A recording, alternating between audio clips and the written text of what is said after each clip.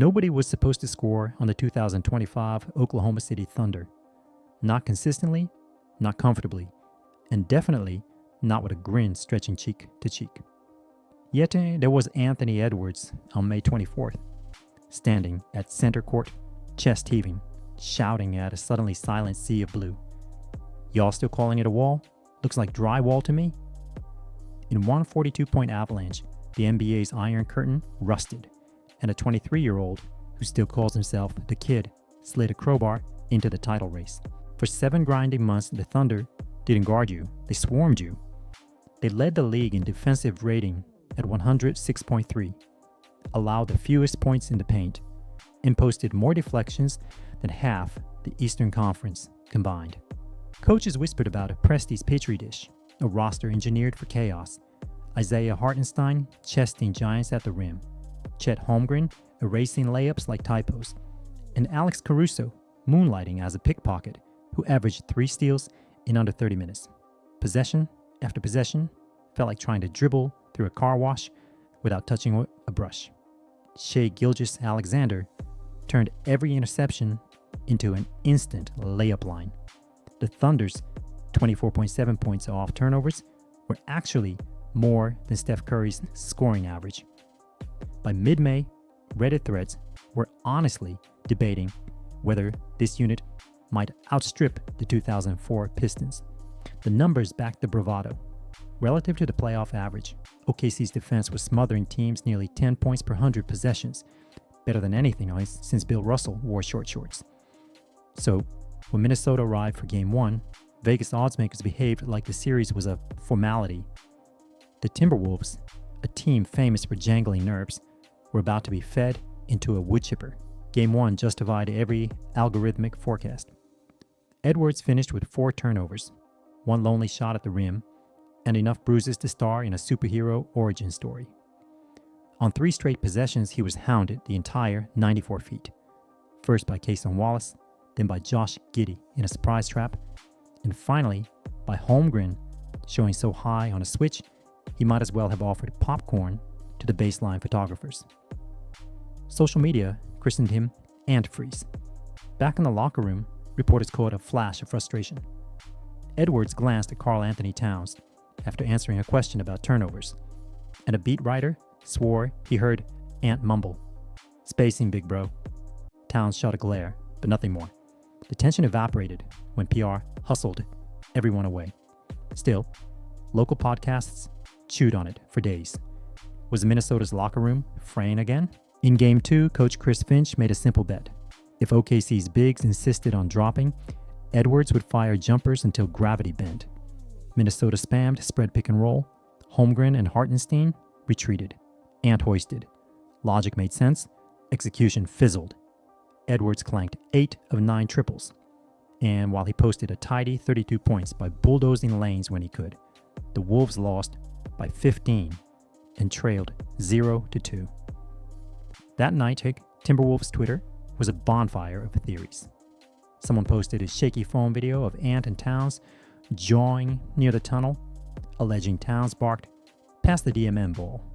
Team sources dismissed it as competitive chatter, but the clip racked up 2.3 million views before dawn. Edwards, for his part, spent the wee hours liking motivational quotes and a single meme, a wolf pup gnawing through a chain.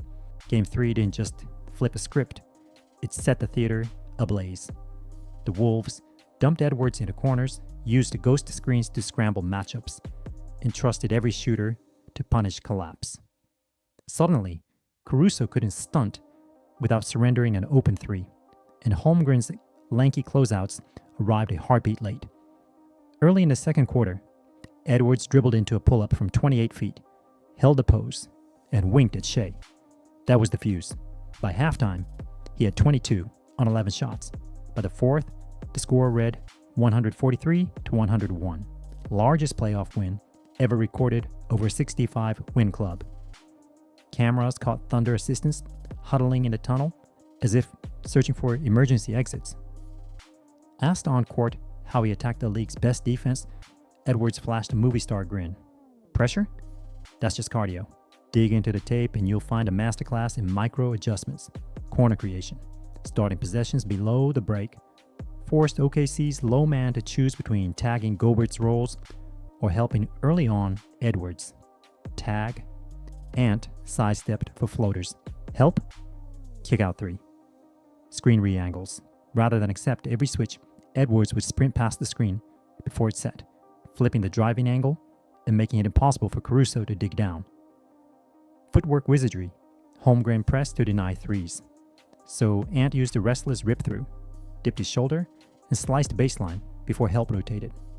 Edwards later hinted he'd studied old Dwayne Wade tapes with off-season mind coach Chris Hoff, the same former SEAL who teaches athletes box breathing and shadow sparring. Whether the whisper is myth or method acting, Ant's composure in tight gaps looked Zen-forged. Behind closed doors, Thunder coaches reportedly debated torching their beloved drop scheme.